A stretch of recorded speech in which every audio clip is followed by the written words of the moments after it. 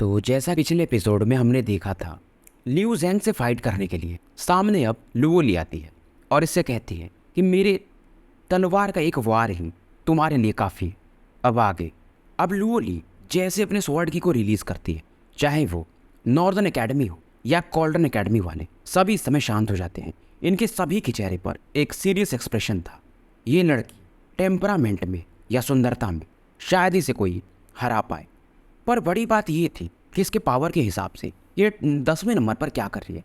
इसको तो टॉप 3 में होना चाहिए। इस समय सू जुबान हो, हे याओ या कोई भी, बहुत ज़्यादा ही ये लोग शॉक्ड थे। पहले हे याओ को लगता था कि शायद मूचेन तीसरा बंदा होगा जो हेवनली कॉम्पिटिशन में पहुंचेगा, पर बात अलग थी। लुओ ली पहले ही पहुंच चुकी थी। अब इधर जब लुओ ली के अटैक को देखता है लियू ज़ेन, तो ये कहता है कि तुम कुछ ज़्यादा ही एरोगेंट हो रही हो एक अटैक से मुझे, क्योंकि ये बंदा भी हेवनली कॉम्पिटिशन के इनिशियल लेवल पर ही था। पर लुओ ली को कोई फर्क पड़ता नहीं है। इसका जो स्वॉर्ड अटैक था लगभग 300 मीटर के रेंज को कवर करते हुए लियू ज़ेन की तरफ काफ़ी तेजी से पड़ता है। अब ये जो अटैक था स्वॉर्ड ऑरा वाला, ये ऐसा लगता है मानो एक रिवर में बदल गया हो और एकदम फ्लूलेस स्विफ्टली लियू ज़ेन को घेर लेता है। अब ये भी अपने 5 कॉर्ड वॉर स्पीयर अटैक को यूज़ करता है। स्पीयर पर ये अपनी पूरी ऑरा को फोकस करके इस स्वॉर्ड अटैक की तरफ अपना अटैक लॉन्च कर देता है। अब जैसे दोनों अटैक का कोलिजन होता है, स्वॉर्ड ऑरा और वो स्पीयर अटैक एक दूसरे को सप्रेस करने की कोशिश करते हैं, पर थोड़ी ही समय में वो जो स्पीयर अटैक था वो धीरे धीरे अब गायब होने लगता है। लियू ज़ेन का चेहरा ही बन गया था और स्वॉर्ड ऑरा इसकी तरफ बढ़ने लगता है। इसे देखकर इसकी बॉडी भी ट्रेम्बल करने लगती है और ये पीछे हटने को देखता है। पर जब तक ये पीछे हट पाता, अचानक से इसके पास में लुओ ली आती है और अपने बंद वाली तलवार से बस इसके चेस्ट पर एक पंप सा मारती है और ये काफ़ी दूर जाके गिरता है और खून की उल्टी करने लगता है। अगर लुओ ली चाहती तो अभी इसको मार सकती थी और एक ही अटैक में विक्टर डिसाइड हो चुका था। नॉर्दर्न एकेडमी वाले तो काफ़ी खुश थे। सू जुबान हे याओ, इनके चेहरे पर एक अविश्वास सा था। ये यंग लेडी ये क्या चीज़ है। हमें तो लगता था कि मूचेन ही स्ट्रॉन्ग है जो कि हमको हरा चुका है, पर ये तो उससे भी ज़्यादा खतरनाक है। जू वांग भी सेम चीज़ कहता है कि इस बार के फ्रेशर्स थोड़े अलग हैं। हमें तो लगता था कि मूचेन, पर ये तो गजब है और लगता है इसने जानबूझ करके अपने ऑरा को आज तक सप्रेस करके रखा था। तो इधर अनाउंस हो जाता है कि Liu Zhen heavenly competition initial stage हार चुका है। अब इधर जो कॉल्डन एकेडमी के डीन थे फे किंगोंग, जो कि पहले स्माइल कर रहे थे, अब इनका चेहरा थोड़ा बन चुका था और अपने डीन टाई कांग ये स्माइल कर रहे थे और डीन फे ये जो था ये फिर से स्माइल करता है और कहता है तो इस लड़की का नाम लुओ ली है, मतलब ये लुओ क्लैन की है। डीन टाई कांग बोलते नहीं है पर मना भी नहीं करते हैं और डीन टाई कहते हैं वैसे तो अब हम जीत चुके हैं ना, तो कॉम्पिटिशन को बंद करते हैं। श्योर ये तो है कि आपका कॉल्डन एकेडमी काफ़ी स्ट्रांग हो चुका है। पर जैसे ये बोल रहे थे बीच में डीन फे रोकता है और कहता है डीन टाई, अभी हमारे कॉल्डन के कुछ और बच्चे हैं और ये लियू ज़ेन सबसे स्ट्रॉन्गेस्ट नहीं है। अब ये लड़की लुओशियन क्लैन की है, तो हमारे पास भी एक बंदा है जो कि एक स्पेशल क्लैन का है। और इधर लुओ ली लियू ज़ेन को समझाती है कि तुम्हारी स्पिरिचुअल ऑरा काफ़ी जल्दी बढ़ी है, लगता है किसी ने अपनी ऑरा तुम्हें ज़बरदस्ती दिया है। लियू ज़ेन का चेहरा अगली हो जाता है क्योंकि लुओ ली सही कह रही थी और उसके बाद लुओ ली पलट के जाने लगती। पर जैसे ये जा रही थी कॉल्डन ग्रुप के कुछ लोग हंसते हैं। लुओ ली रुक जाती और एक फिगर अचानक से लियू ज़ेन के सामने प्रकट होता है और लियू ज़ेन को पीछे हटने को कहता है। चाहकर भी लियू ज़ेन अब पीछे हट जाता है और उसके बाद ये बंदा कहता है अच्छा लुओ क्लैन की अगली एम्प्रेस लुओ ली, मुझे लगा नहीं था कि तुम यहाँ पर होगी। लुओ ली भी इस बंदे की तरफ देखती जिसकी आंखें थोड़ी लाल थी। ये बंदा ब्लड गॉड क्लैन का था। लुओ ली से पहचानती थी। बंदा काफ़ी हैंडसम था पर थोड़ा विकेट।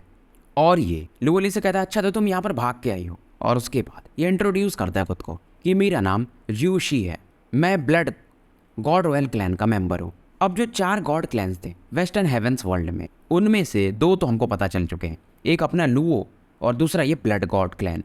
लुओ ने इसको देखती है, आंखों से तो इसने पहचान लिया था कि ये बंदा ब्लड क्लैन का है, पर इसका नाम ये नहीं जानती थी। ये कहती लगता है तुम्हारा स्टेटस जो है ब्लड क्लैन में काफ़ी लो है।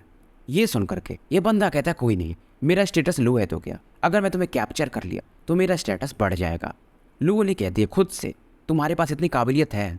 पर जूशी कहता है मुझे जितना समझ में आ रहा है तुम्हें अपने लुओ क्लैन का एक भी इनहेरिटेंस मिला नहीं है, तो मैं तुम्हें हरा तो सकता ही हूँ क्योंकि मुझे ब्लड क्लैन का इनहेरिटेंस मिला हुआ है। और उसके बाद ये कहता है कि बस कोशिश करना कि मेरे हाथों मारी ना जाओ, नहीं तो तुम्हारा लुओ क्लैन पूरी तरह से समाप्त हो जाएगा। लुओ ली भी कहती इतनी चिंता करने की तुम्हें ज़रूरत नहीं है। अब इधर जूशी अपना ब्लडी ऑरा रिलीज करता है और इसका जो ऑरा था लियू ज़ेन से तो ज़्यादा पावरफुल था और ये आराम से हेवनली कॉम्पिटिशन के मिड फेज के आसपास होगा।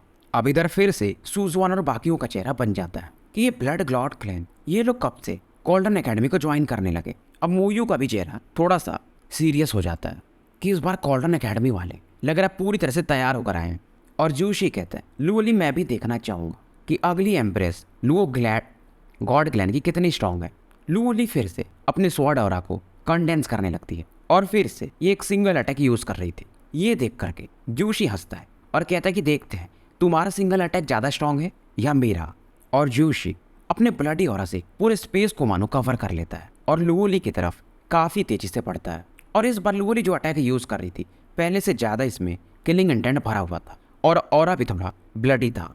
एक के अटैक का नाम सी ऑफ ब्लड और दूसरे का स्वॉर्ड रिवर अटैक। दोनों एक दूसरे से अब टकराते हैं और जब दोनों के अटैक एक दूसरे से टकराते हैं तो नीचे की जो ज़मीन वगैरह थी उसमें क्रैक आने लगता है। दोनों के हाथों में अपना अपना तलवार था।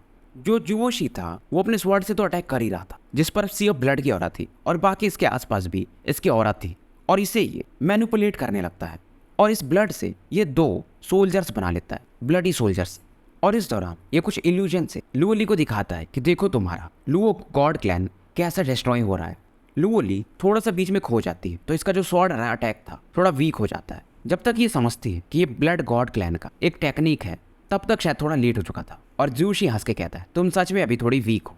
और ये तब तक लुओली को अपने ब्लडी ऑरा से कवर कर लेता है और लुओली के डिफेंसेस को तोड़ते हुए अपने तलवार से इसकी तरफ आगे बढ़ जाता है। पर लुओली हालांकि थोड़ा लेट हो चुकी थी पर अपने स्वॉर्ड से जूशी के शोल्डर पर अटैक कर देती है। दोनों अब कुछ पीछे हट जाते। लुओली के चेहरे पर एक फ्रॉस्टी एक्सप्रेशन था और इसके भी हाथों से थोड़े ब्लड बाहर आ रहे थे और दूसरी तरफ जूशी उसके भी शोल्डर से ब्लड वापस आ रहा था। पर इसको ज़्यादा कुछ फर्क पड़ता नहीं क्योंकि ये ब्लड क्लैन का था तो जल्दी ही अपनी बॉडी को हील करने लगता है। और ये फिर से कहता है कि एम्प्रेस तुम काफ़ी सॉफ्ट दिल की हो, अगर इतने ही से ही तुम हिल जा रही हो तो तुम्हारे लुओ गॉड क्लैन का होगा क्या आगे।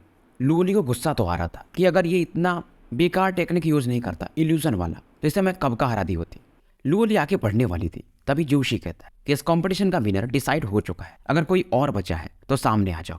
बाकी स्टूडेंट सोचने लगते हैं कि टॉप 3 वाले तो है नहीं तो अब कौन फाइट करेगा। ये सुन करके जूशी कहता है मुझे मालूम है कि तुम्हारे टॉप 3 वाले नहीं हैं तो ठीक है मैं तुम लोगों को 3 दिन का समय देता हूँ। और उसके बाद ये पीछे हटने लगता है।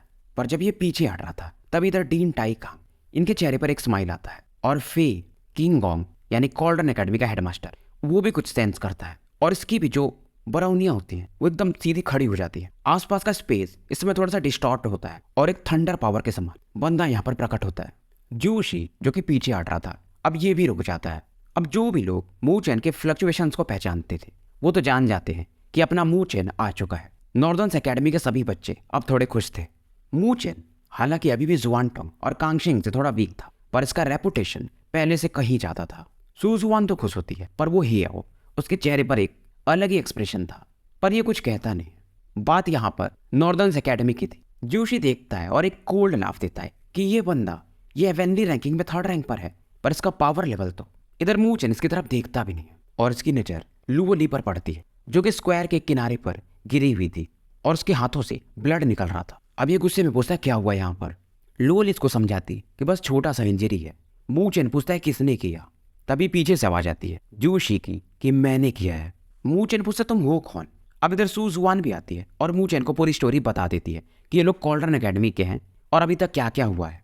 और ये थोड़ा सॉरी वगैरह बोलती है कि हम नहीं चाहते थे कि लुओली फाइट करे पर क्योंकि तुम भी नहीं थे न तो कांगशिंग न तो जुआनटोंग तो एकेडमी की इज्जत के लिए लुओली को फाइट करना पड़ा। इधर लुओली भी कहती है कि वैसे भी एकेडमी को प्रोटेक्ट करना मेरी भी तो ड्यूटी है। इधर मूव चेन एकदम शांत था। लुओली इसको समझाती है कि वो बंदा ब्लड गॉड क्लैन का मेंबर है तो थोड़ा सावधान रहना। और लुओली को लेकर सुजुआन पीछे हट जाती है।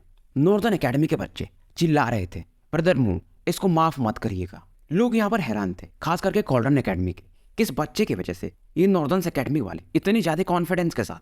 पर ये लड़का तो काफ़ी यंग है, खास करके डीन फी भी यही सोच रहे थे और ये हेवनली रैंकिंग में 3rd रैंक पर इसका स्ट्रेंथ तो उतना है नहीं क्योंकि मूव चेन अभी भी हेवनली कॉम्पिटिशन लेवल पर नहीं पहुंचा था। इससे तो टॉप 10 में भी नहीं होना चाहिए। और इस दौरान डीन टाइन से कहते कभी कभी हम जो देखते हैं वैसा होता नहीं है। ये सुनकर के डीन फे कहते हैं तब तो मुझे देखना पड़ेगा कि ये बच्चा 3rd रैंक पर पहुंचा कैसे। और इधर मूव चेन जूशी के सामने खड़ा था और से एक ही बात कहता है कि तुम्हें उसे इंजर्ड नहीं करना था। जूसी कहता है अच्छा ये बात। ये फिर से स्माइल देता है और कहता है वो है तो सच में काफ़ी पावरफुल। अगर वो अपना ट्रू पावर यूज़ करती तो मैं भी उसको नहीं हरा पाता, पर वो अभी भी थोड़ी सॉफ्ट दिल की है। मू चेन भी कहता है फिर ठीक है, फिर उसके जगह मैं तुम्हें बताता हूँ कि ट्रू पावर क्या होता है। अगर सू जुआन वगैरह सोच रही थी कि सीनियर टियान से भी ज़्यादा पावरफुल है ये जूशी, तो मू चेन कैसे हराएगा। अब इधर स्पेस पूरी तरह से ब्लडी स्पिरिचुअल ऑरा से भरा हुआ था। मू चेन भी अपनी ऑरा को रिलीज करता है। इसका पावर लेवल फिलहाल हेवनली ट्रांसफॉर्म के लेट फेज पर पहुंच चुका था। अब जब लोग देखते यार इस पावर लेवल पर ये टॉप 3 में पहुंचा कैसे, ये तो बहुत वीक है और ये लोग मजाक कर रहे हैं, हेवनली ट्रांसफॉर्म लेट फेज का बंदा मुझसे फाइट करेगा। जूशी एक बार फिर से हंसता है कि इस बंदे के पास इतना साहस कैसे कि मेरे सामने खड़ा भी हो जा रहा है। हालांकि नॉर्दर्न एकेडमी वालों को कोई फर्क पड़ नहीं रहा था क्योंकि इन्हें मालूम है कि मू चेन कैसा है। अब जूशी भी जानता था तो ये तुरंत ही अपने हैंड सील्स बनाता है। इसके बॉडी से एक ब्लडी रेड स्पिरिचुअल एनर्जी बाहर निकलती है और एक बड़ा सा हाथ बन करके मू चेन की तरफ बढ़ने लगता है। मू चेन देखता है और ये भी अपने हैंड सील को मूव करता है और बोलता है 4 God scripture, white tiger, divine seal. और वो जो हैंड प्रिंट मू चेन की तरफ बढ़ रहा था उधर ये टाइगर काफी तेजी से बढ़ता है। दोनों के अटैक एक दूसरे से टकराते हैं और एक दूसरे को डिसॉल्व कर देते हैं। ये दोनों फिर से एक के बॉडी से ब्लैक ऑरा और दूसरे की बॉडी से रेड ऑरा एक दूसरे की तरफ ये अब फिश से फाइट करने लगते हैं और इनके फाइट से ही मानो माउंटेन वगैरह कोलैप्स कर जाएंगे। शुरुआत में ऐसा लगता है कि मू चेन थोड़ा सा सप्रेस हो रहा है। इसे देखकर नॉर्दर्न एकेडमी वाले गुस्से में अपने पंच को जमीन पर मार रहे थे। शुरुआत में चिंतित थे, पर समय के साथ ये देखते हैं कि वो जो ब्लैक फ्लेम वाला बंदा है यानी अपना मू चेन, ये धीरे धीरे बराबर का टक्कर दे रहा है और धीरे धीरे उसके अटैक और भी ज्यादा खतरनाक होते जा रहे हैं। कॉल्ड्रन एकेडमी के तो बच्चे इनको समझ में नहीं आ रहा था कि जूशी से बराबर का फाइट एक हेवनली ट्रांसफॉर्म लेट फेज का बंदा कर रहा है। ये बंदा सच में हेवनली रैंकिंग के 3rd रैंक को डिजर्व करता है। खास करके लियू जैंग जिसे थोड़ी देर पहले लुओ ली ने हराया था, वो समझ रहा था। सुजुआन वगैरह समझ रही थी क्योंकि मू चेन का जो ऑरा था ये अभी कुछ समय पहले ही पढ़ा है, क्योंकि हंटिंग वॉर कंपटीशन के दौरान ये हेवनली ट्रांसफॉर्म के इनिशियल फेज पर था। तो शुरुआत में अपनी बॉडी को ये जो बड़े हुए पावर से फैमिलियराइज करने के लिए इसे थोड़ा सा टाइम लग गया था। अब इस फाइट के दौरान जूशी भी फाइनली बोल देता है कि तुम्हारे पास कुछ एबिलिटीज तो हैं, क्योंकि ये भी एक चीज तो फील करता है कि मू चेन का जो स्पिरिचुअल एनर्जी है बाकी लोगों से थोड़ा अलग है, थोड़ा मिस्टीरियस है।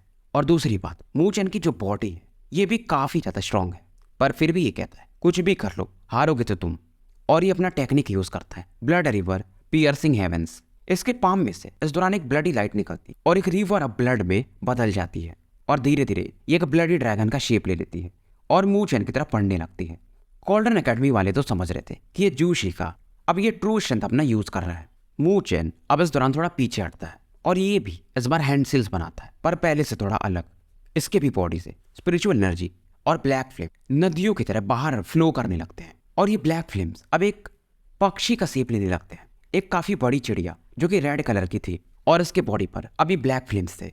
ये थी डिवाइन बीस्ट। सुजुआन वगैरह ये तो हैरान थे और इधर मू चेन चिल्लाता है 4 God scriptures, divine seal of vermilion bird.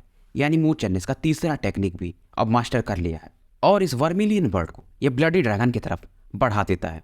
दोनों अटैक एक दूसरे से टकराते हैं और धीरे धीरे वो जो ब्लडी ड्रैगन वो गायब होने लगता है। जूशी का भी चेहरा अब थोड़ा सा बदलने लगता है। ये लोग सोच रहे थे ये कौन सा डिवाइन आर्ट है, और ये जो वर्मिलियन बर्ड थी ये काफी खतरनाक थी। ये बस अपने फूंक से पूरे ब्लडी रिवर ब्लडी ड्रैगन को समाप्त कर देती है और ये जूशी से जाके टकराती है। मू चेन देखता है, पर ये जानता था वहां पर एक एक्सप्लोजन तो हुआ, पर जूशी इतना वीक नहीं है। बाकी लोगों को लग रहा था नॉर्दर्न एकेडमी के कि मू चेन जीत गया है, पर मू चेन कहता है अगर तुम मेरे ये अटैक को भी डिसॉल्व नहीं कर सकते तो तुम यहाँ पर आना डिजर्व भी नहीं करते थे। और बात भी सही थी। जब वो एक्सप्लोजन गायब होता है तो वहां पर एक बंदा दिखता है, जूशी, जिसके बॉडी पर ब्लडी रेड आर्मर था जिससे इसने वर्मिलियन बर्ड के अटैक को डॉज कर लिया था। अब ये जो आर्मर था इससे अलग ही किलिंग इंटेंट का और शार्प ब्लड के स्मेल को फील किया जा सकता था। लुओली पहचान जाती है कि इसके पास ब्लडी गॉड आर्मर है। बेसिकली जो आर्मर है ये अपने टेक्निक से बनाया जाता है, मतलब आप अपने ब्लड से ही इसे रिफाइन करते हो और एक शेप दे सकते हो। इससे आपका फाइटिंग स्ट्रेंथ काफी बढ़ जाता है। इसके बारे में ये सुजुआन और बाकियों को बताती है और फिलहाल इसका पावर लेवल बढ़ चुका है। सुजुआन थोड़ा चिंतित थी, पर लुओली कहती मू चेन ये हरा सकता है अभी भी उसे, मुझे उस पर विश्वास है। मू चेन देखता है यार, कहता है ठीक है तुम ब्लड क्लैन वाले डिजर्व तो करते हो, तुम्हारी टेक्निक सच में काफी अच्छी है। जूशी कहता है कि जब अगर मैंने ब्लडी आर्मर सम्मन कर ली तो मैं इसे अपने खून से, दुश्मनों के खून से इसे नहलाता हूँ, तो मैं तुम्हें तुम्हारे ब्लड को इस बार यूज करने वाला हूँ, तुम्हारे लिए काफी अच्छी बात है, सम्मान की बात है। और अब जूशी सीधा आगे बढ़ता है मूचेन की तरफ और गायब होकर के प्रकट होता है और एक फीस्ट अटैक मूचेन पर दे मारता है।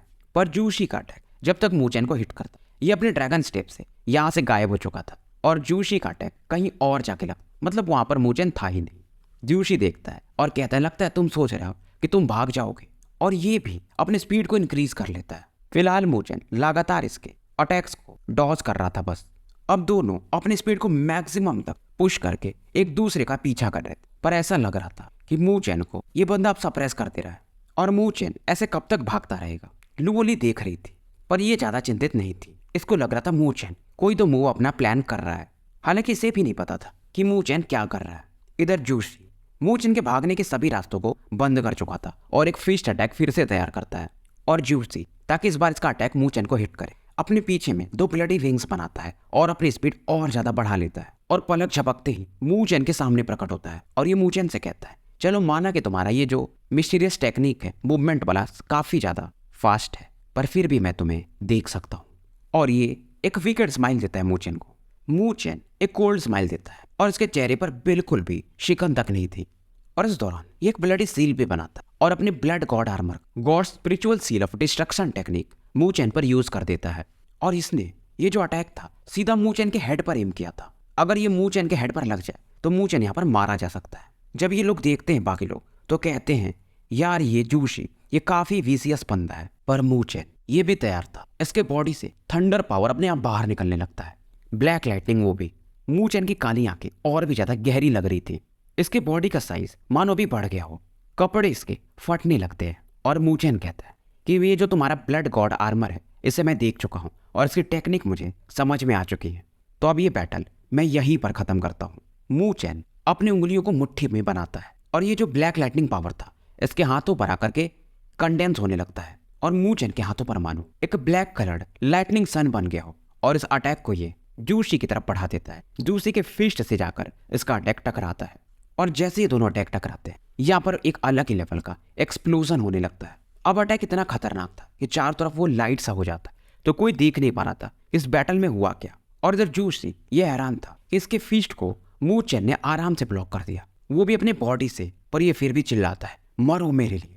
और ये और भी ज्यादा इंटेंस ब्लड का पावर अपने अटैक्स में बढ़ाने लगता है। अब इधर मूचेन के क्योंकि ऊपर के कपड़े फट चुके थे तो इसके चेस्ट पर एक ब्लैक लाइटनिंग का मार्क देखा जा सकता था और वहीं से लाइटनिंग पावर ज्यादा चमक रही थी। और मूचेन बोलता है, थंडर गॉड फिजिक मोनोरून लाइटनिंग फिजिक, यानी इसकी बॉडी जो थी एकदम लाइटनिंग के जैसी स्ट्रांग हो जाती है। और इस समय तक मूचेन का जो लाइटनिंग गॉड फिजिक था वो फर्स्ट लेवल पर पहुंच चुका था और फिलहाल मूचेन एक गॉड ऑफ लाइटनिंग के जैसा लग रहा था।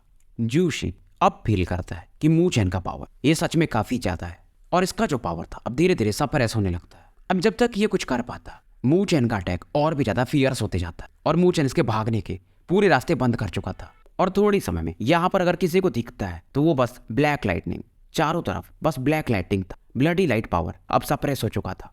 जूशी का आर्मर इस लाइटनिंग के कारण अब इसमें क्रैक्स आने लगते हैं और जूशी अब खून की उल्टी करने लगता है और काफी दूर जाके गिरता है, लगभग 100 से 200 मीटर दूर। धीरे धीरे यहाँ के धूल वगैरह शांत होते और एरिना में बस एक ही बंदा खड़ा दिखता है और वो था अपना मूचेन। सुजुआन भी सोच रही थी ये फिस्ट अटैक मूचेन का इतना कैसे पावरफुल हो सकता है। जाओ किंगसान ही याओ इनका तो चेहरा ही उतर चुका था, इस मूचेन का स्ट्रेंथ फिर से बढ़ चुका है। 1 महीने पहले वाला मूचेन और अभी वाला मूचेन काफी अंतर है इसमें। अब इधर जब धूल पूरी तरह से शांत होता है तो जूशी को भी दिखाया जाता है, उसका जो राइट आर्म था खून में सना हुआ था और उसका जो आर्मर था आधा तो टूट चुका था। जूशी का जो दायां हाथ था अब वो तो मानो काम ही ना कर रहा हो, इसको भी समझ में नहीं आ रहा था ऐसा कैसे हो सकता है। मूचेन इसकी तरफ देखता है और कहता है कि तुम हार चुके हो, पर जूशी मानने को तैयार नहीं था। ये गुस्से में कहता है, आज तो मैं तुम्हें मारूंगा ही। ये अपने स्पीयर को निकालता है और इसमें ब्लडी ऑरा को कंडेंस करके मूचेन के एकदम थ्रोट पर एम करके बढ़ जाता है। मूचेन देखता भी नहीं इसकी तरफ कि अब तो काफी कमजोर हो चुका है। फिर भी मूचेन अचानक से गायब होता है और जूशी के सामने प्रकट होता है और इससे कहता है, मैंने तुम्हें पहले ही कहा था अगर तुमने उसे हर्ट किया तो एक प्राइस तो तुम्हें पे करना ही पड़ेगा, और वैसे भी दूसरी चीज तुमने रूल ब्रेक किया है, मुझे ब्लेम नहीं कर सकते। और वैसे भी ये बंदा नॉर्दर्न एकेडमी का था नहीं, तो मूचेन अब इसे छोड़ने वाला नहीं था। जूसी को भी अब समझ में आ जाता है ये मूचेन अलग है, पर शायद अब लेट हो चुका है। मू चेन का एक पाम अटैक जिसमें कि ब्लैक लाइटनिंग कंडेंस था इसके चेस्ट की तरफ मू चेन बढ़ा देता है। और जैसे इसका अटैक जूसी के चेस्ट पर लगने वाला था, एक आवाज आती है कि रुक जाओ। और मू चेन भी इस प्रेशर के सामने थोड़ा सा अगली फिनिश फील करने लगता है। ये थे अपने डीन फे कॉल्ड्रन एकेडमी के। पर तभी दूसरी तरफ से भी आवाज आती, ये थे डीन टाई। और मू चेन के बॉडी पर पड़ने वाला प्रेशर गायब हो जाता है और मू चेन इस अटैक को फिर जूशी के चेस्ट पर दे मारता है। और इस दौरान इसका वो जो मिडिल फिंगर अटैक था जिसमें वो पॉइजन पावर था शायद, ये हल्का सा जूसी की बॉडी में पिन कर देता है। इधर डीन फे भी कहते हैं ये लड़का तो काफी वीसीएस है। मू चेन को तो ये क्रश करना चाहते थे पर डीन टाई के सामने ये कुछ कर भी नहीं सकते थे। और ये डीन फे को समझाते हैं कि गलती तुम्हारे इस जूशी ने किया था। जब ये बैटल हार चुका था तो फिर से क्यों पीछे से अटैक करना है। और वैसे भी डीन फे जो है वो डीन टाई से कमजोर है, तो कुछ भी करके अब इन्हें शांत होना पड़ता है। और उसके बाद डीन फे अपने डिसाइपल जूशी की तरफ देखते हैं और डीन टाई भी कहते हैं कोई नहीं डीन फे, जो ग्रेट एकेडमी का कंपटीशन होने वाला है उसमें हम फिर से मिलेंगे। हालांकि डीन फे गुस्से में मू चेन की तरफ देख तो रहते हैं और अपने डिसाइपल्स को लेकर ये यहाँ से निकल जाते हैं। डीन टाई भी अब मू चेन से कहते हैं बात तो सही है, तुम हो थोड़े विशियस मू चेन। मू चेन ने वो जो पॉइजन फिंगर अटैक यूज किया था बाकी देख ना पाए, पर डीन टाई ने तो देख लिया था। हालांकि न तो वो गुस्से थे न तो खुश थे। इसको भी समझ में नहीं आता है मू चेन को कि डीन टाई सोच क्या रहा है। पर ये फिर से मू चेन से कहते हैं कि हालांकि अगर बाहर की दुनिया में तुम विशियस नहीं हो तो लोग तुम्हें खा जाएंगे। और ये फिर हंसते हैं। अब इसके बाद डीन टाई बताते हैं वैसे तो हम इस मैटर्स के बारे में ज़्यादा सोचते नहीं हैं, पर अगर गलती से कॉल्डन एकेडमी वाले जीत जाते तो चारों तरफ हल्ला कर देते कि नॉर्दर्न एकेडमी वाले वीक हैं वगैरह वगैरह। और ये प्लान करके आए थे। फिलहाल अभी तुमको भी मालूम चल गया होगा कि कांगशिंग और जुआनटोंग अभी मिशन के चक्कर में बाहर गए हुए हैं। मू चेन को पता नहीं था, ये भी शॉक्ड था। डीन टाई बताते हैं कि वो लोग मू लॉन्गजी को मारने गए हैं। डीन टाई स्माइल करते हैं और कहते हैं अभी तुम्हारा एक्सपीरियंस उतना नहीं है, नहीं तो हम तुम्हें बाहर भेज सकते हैं। खैर कुछ दिनों के बाद तुम भी जा सकते हो, तो फिलहाल तुम्हें अच्छे से ट्रेन करना चाहिए। और वैसे भी डीन टाई स्माइल करके कहते हैं कि तुम्हारा ओपोनेंट वो जो स्पिरिचुअल रोड वाला है वो भी सिंपल नहीं है, तुम्हें उस पर ज़्यादा फोकस करना चाहिए।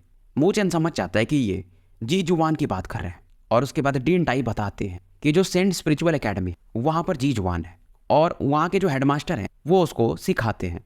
तो तुम समझ रहे हो कि वो कितना ज़्यादा स्ट्रांग होगा। और उस बंदे के पास तो हेवन ग्रेड का स्पिरिचुअल पल्स भी है। तो इस जो ग्रेट एकेडमी कंपटीशन है उसमें सबसे कठिन बंदा वही होने वाला है। मू चेन भी इनकी बात से सहमत था।